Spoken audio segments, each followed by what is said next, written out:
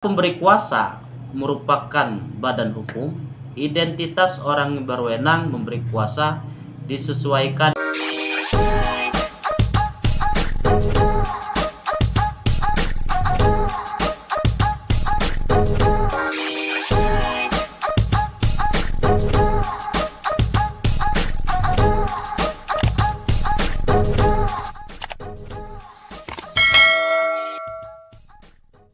Salam pencari solusi dan keadilan.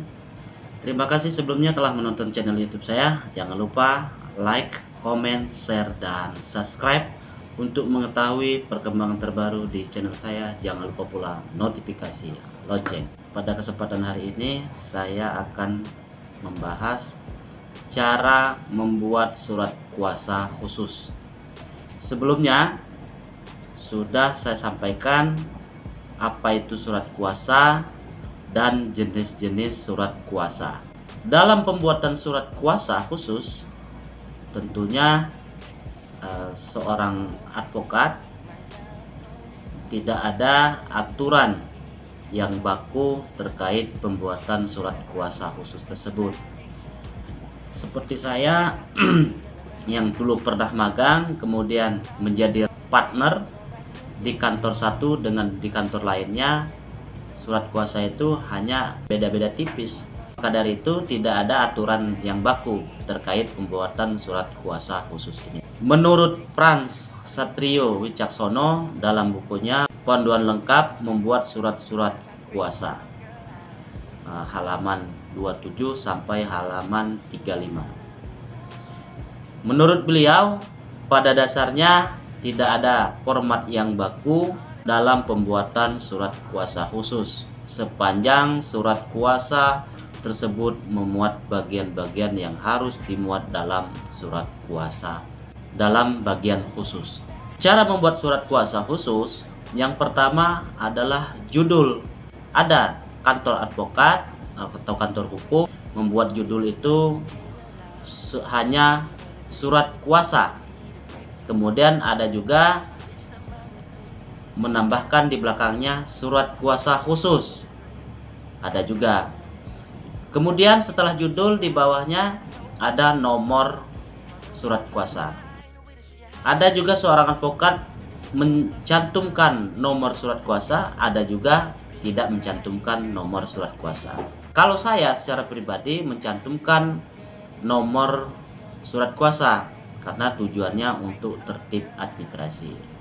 Kemudian yang kedua adalah kalimat pembuka. Kalimat pembuka ini yang bertanda tangan di bawah ini.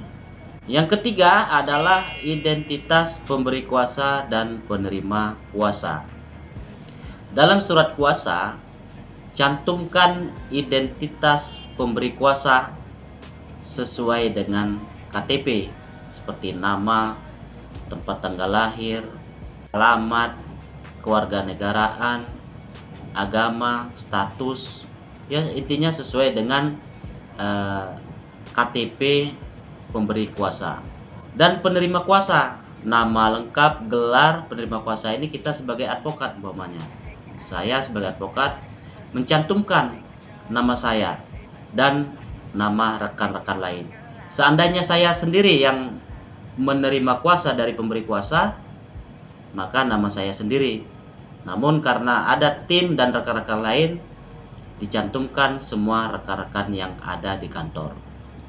Pekerjaan, kemudian kantor hukum, dan alamatnya.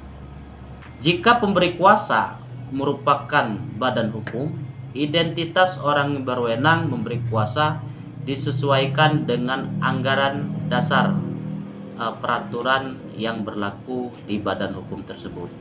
Dalam hal ini biasanya direkturnya, direktur utama. Artinya kita sebagai advokat, kalau memang yang memberikan kuasa kepada kita adalah badan hukum, maka kita minta anggaran dasar. Anggaran dasar peraturan perusahaan tersebut. Cantumkan juga kedudukan masing-masing pihak, apakah sebagai pemberi kuasa atau penerima kuasa. Yang keempat, pemberian sifat kuasa.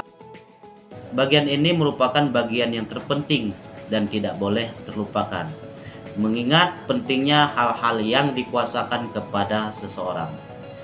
Jika tidak disebutkan, dapat diartikan lain dan dapat disalahgunakan. Bagian ini diletakkan di tengah. Seperti ini contohnya, khusus itu. Yang kelima, perbuatan yang dikuasakan. Bagian ini berisi perbuatan-perbuatan yang dikuasakan kepada penerima kuasa. Perbuatan tersebut sedapat mungkin dituliskan secara rinci dan detail mengenai setiap tindakan yang akan dijalani oleh penerima kuasa. Kemudian cantumkan juga waktu pembuatan itu harus dilakukan, bagaimana perbuatan itu dilakukan, kepada siapa yang mengurusnya, serta identitas atau nomor spesifikasi perbuatan sebisa mungkin dibuat secara terperinci untuk mencegah penerima kuasa melakukan perbuatan yang melampaui batas yang dikuasakan. Hal ini mengingat penerima kuasa tidak boleh melakukan hal-hal yang melampaui wewenangnya. Kemudian, jika pemberi kuasa bertindak sebagai kuasa hukum penggugat, maka cantumkan pula identitas tergugat serta dalil gugatan yang diajukan. Apakah perbuatan melawan hukum dan wan prestasi atau ikrar janji, serta pengadilan negeri atau tempat diajukan gugatan. Jika penerima kuasa bertindak sebagai kuasa hukum tergugat, cantumkan nomor perkara serta pengadilan negeri di mana tempat perkara tersebut diperiksa dan diputus. Oleh karenanya kita harus cantumkan spesifikasi secara terperinci apakah sebagai penggugat maupun tergugat. Itu dalam perkara perdata. Dalam perkara pidana tinggal kita merubah saja, misalnya contohnya di atas kalau perkara pidana, untuk dan atas nama pemberi kuasa mendampingi membela kepentingan pemberi kuasa sebagai terdakwa berdasarkan register perkara pidana XXX garing PIT B garing 2022 garing PN TNG di Pengadilan Negeri Tangerang. Kemudian yang keenam adalah klausul hak substitusi, honorarium, dan retensi. Dalam prakteknya terdapat 3 hak yang dapat diberikan kepada penerima kuasa. Dalam hal ini seorang lawyer, seorang advokat, jika klausul tersebut dimuat dalam surat kuasa, seperti hak substitusi, kemudian yang kedua hak honorarium, yang ketiga hak retensi. Jadi dalam hal ini misalnya kita berhak untuk memberikan kuasa substitusi kepada orang lain. Maksudnya dalam hal ini orang lain ini kepada rekan advokat kita, ketika saya tidak bisa hadir di persidangan, saya bisa memberikan hak substitusi kepada rekan saya, sebagaimana diatur dalam pasal 1803 KUH Perdata. Jika dalam surat kuasa tidak dimuat substitusi, maka penunjukan orang pengganti tersebut tidak sah. Oleh karenanya, dalam surat kuasa harus kita cantumkan hak substitusi.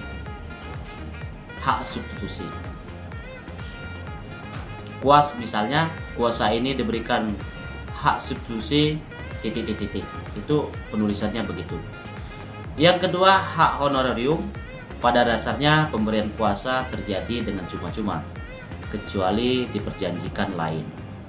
Jika upah tidak ditentukan dengan tegas, penerima kuasa tidak boleh menerima honor daripada ditentukan dalam pasal 411 KUH Perdata.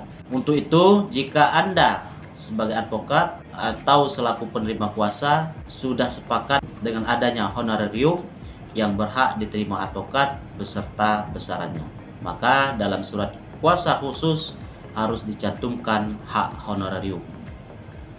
Kemudian hak retensi. Hak retensi diartikan sebagai hak penerima kuasa untuk menahan segala kepunyaan si pemberi kuasa yang berada di tangannya. Sekian lamanya hingga kepadanya dibayar lunas segala apa yang dituntut sebagai akibat pemberian kuasa, sebagaimana diatur dalam pasal 18-12 KUH Perdata.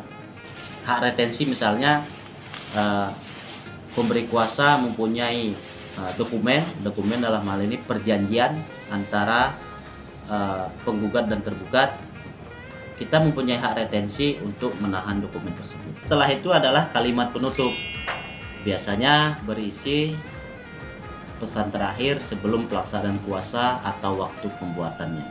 Contoh, demikian surat kuasa ini diberikan untuk dikerjakan dengan itikat baik, dipergunakan sebagai mestinya. Kemudian yang ketujuh, tempat, misalnya di Tangerang Selatan, kemudian tanggal, misalnya tanggal hari ini tanggal 22, kemudian bulan 22 Juni 2022.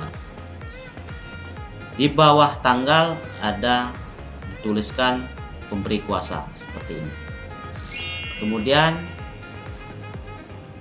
nama pemberi kuasa, misalnya si Fulan tadi.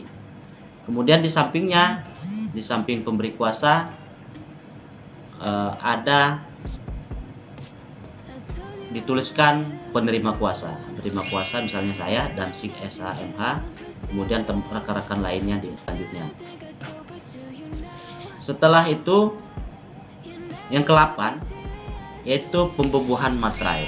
Nah, surat kuasa ini termasuk harus dikasih materai karena fungsi materai dan dokumen-dokumen yang wajib bermaterai seperti surat perjanjian, surat pernyataan, surat keterangan, atau surat lainnya yang sejenis. Itu pembubuhan materai. Kalau dulu materai 6.000, sekarang materainya 10.000. Oleh karena itu, di dalam surat kuasa bubuhkan materai di atas nama pemberi kuasa sebagaimana tercantum dalam bagian tanda tangan. Kemudian pembubuhan tanda tangan setelah kedua belah pihak sepakat dalam isi dalam surat kuasa, keduanya membubuhkan tanda tangan kolom tanda tangan yang telah dipisahkan di bagian terakhir surat kuasa. Dengan telah ditandatanganinya surat kuasa khusus, berarti kedua belah pihak telah menyetujui seluruh isi yang terkandung dalam surat kuasa khusus tersebut. Demikian dari saya, itulah cara membuat surat kuasa khusus bagi seorang advokat. Semoga bermanfaat. Apabila ada hal-hal yang mau dikonsultasikan, silahkan hubungi saya. Salam pencari solusi dan keadilan.